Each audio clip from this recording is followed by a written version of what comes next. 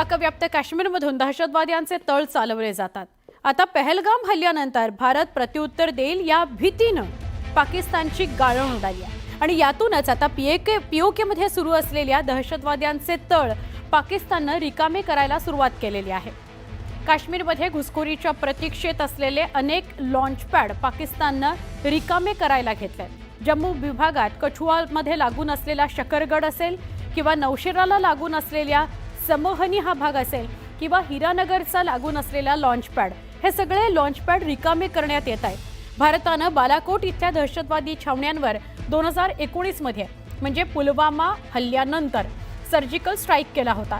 त्याचीच आठवण आहे पाकिस्तानला, त्यामुळे पाकिस्तान थोडं घाबरत आहे आणि म्हणून आता लॉन्चपॅड रिकामे करायला सुरुवात झालेली आहे। पहलगाम हत्याकांडानंतर जगभरातील देशांनी व्यक्त केलेल्या संतापाच्या पार्श्वभूमीवर दहशतवाद्यांना लॉन्चपॅड रिकामे करा असं सांगण्यात आलंय।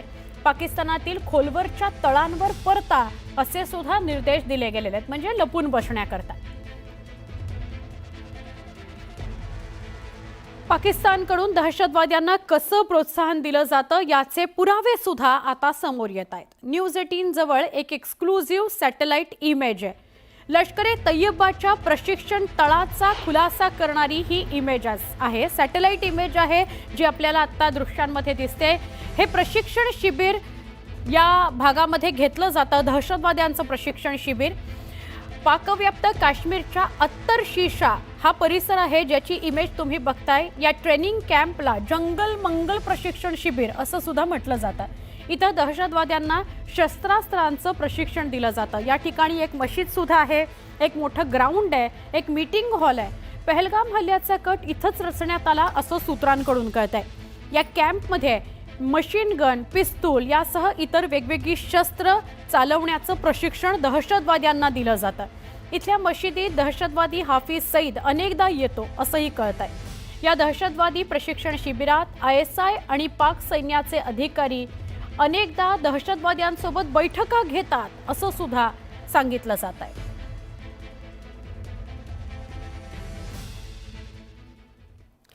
काश्मीरमध्ये गेल्या वर्षी म्हणजेच 2024 मध्ये 68 दहशतवाद्यांचा खात्मा करण्यात आला। 68 पैकी 42 दहशतवादी परदेशी असल्याचं समोर आलं।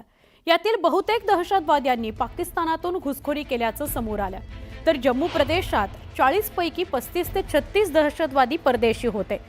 2021 मध्ये 125 स्थानिक तरुण दहशतवादी बनल्याची माहिती समोर आली, तर 2022 मध्ये 100 आणि 2023 मध्ये फक्त 22 पर्यंत असे दहशतवादी होते जे जम्मू काश्मीरमध्ये तयार झाले।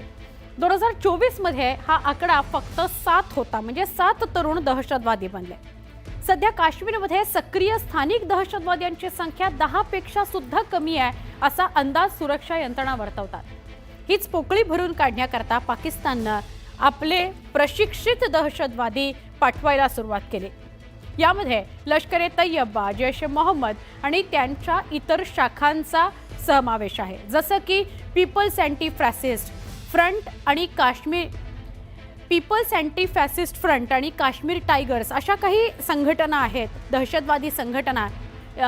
त्या दहशतवादी इथे जम्मू काश्मीरला पाठवतात असं सुरक्षा यंत्रणांकडून कळलंय।